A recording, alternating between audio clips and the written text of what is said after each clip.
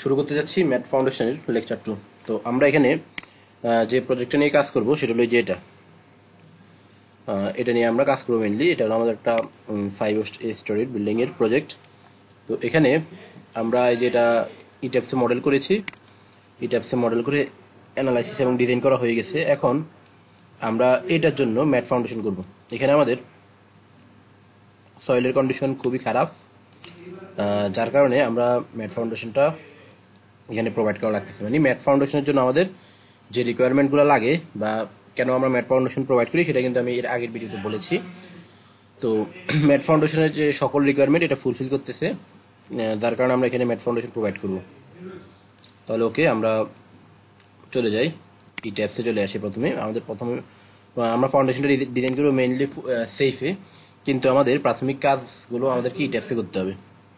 প্রাথমিক কাজগুলো এখানে আমাদের এই ট্যাবসেই করতে হবে। তো আমি যে এটা হলো আমাদের প্ল্যান আর কি, এটা হলো আমাদের 3D ভিউ।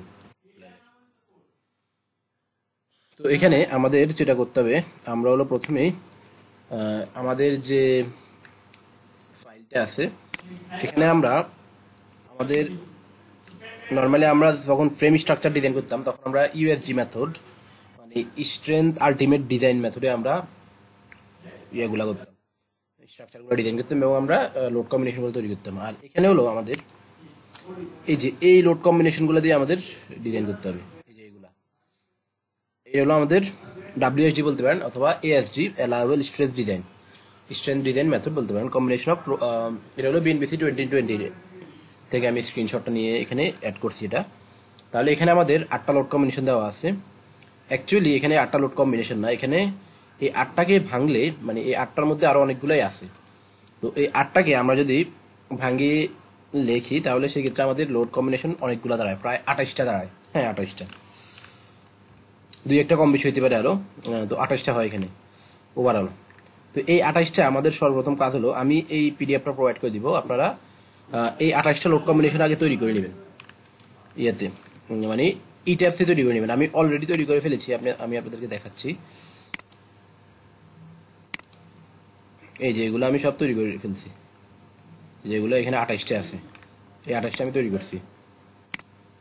এই যেগুলো আমি তৈরি করছি সব। তো আপনারাও এরকম এই 28টা তৈরি করে ফেলবেন, ফেলে তারপর এটাকে আপনারা ইয়ে করবেন, এক্সপোর্ট করবেন। তো আমি তৈরি করছি, আপনারা এগুলা লোড কম্বিনেশনগুলো তৈরি করে তারপর মডেলটাকে এক্সপোর্ট করবেন। তো আমি চলে যাচ্ছি ইয়েতে, ফাইলে গিয়ে আমি যাবো হলো এক্সপোর্টে গিয়ে আমি দিব হলো story as save version 12.f2k file.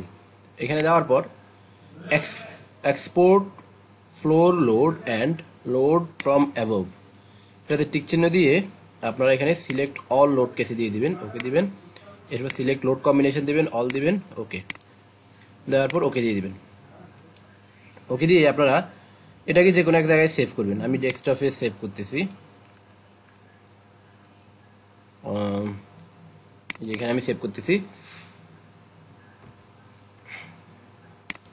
আমি একটা নাম দিয়েছি, এটার নাম ম্যাট F2K।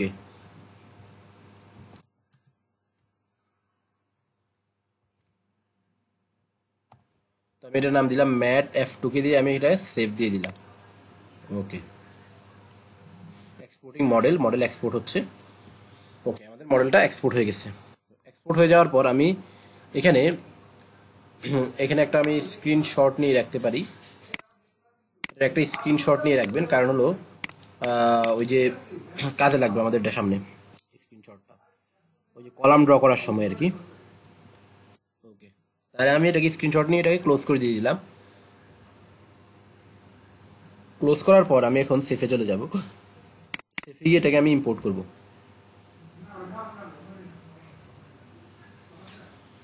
তো আমি সেফে চলে আসলাম। সেফে আসার পর আমি এখানে ফাইলে যাব, ফাইলে গিয়ে আমরা যাব হলো ইম্পোর্টে গিয়ে আমরা দেবো হলো এই যে save.f2k ফাইল। এখানে আসার পর আমরা যাব হলো ডেস্কটপ ম্যাট, ঠিক আছে।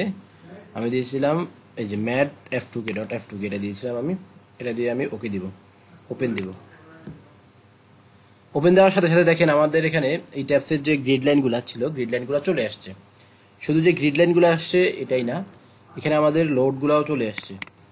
এই যে কোনো একটা নোডে মানে যেখানে কলাম আছে সেখানে আপনি ক্লিক করে লোডে গেলে এই যে দেখবেন যে সব লোডগুলো চলে আসছে, এখানে সব লোডগুলো চলে আসছে এই যেগুলো।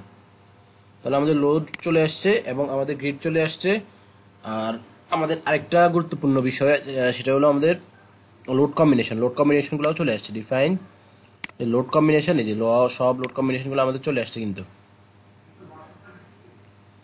আমাদের সার্ভিসের লোড কম্বিনেশন গুলা আসে নাই, সবগুলো আসে নাই। তো এখানে লোড কম্বিনেশন ঝামেলা করে অনেক সময়। যদি আপনাদের লোড কম্বিনেশন ঝামেলা করে তাহলে এখানে আপনারা এই যে তৈরি করবেন মানে যে লোড কম্বিনেশনগুলো আসবে না, এখানে এই যে দিয়ে দিবেন।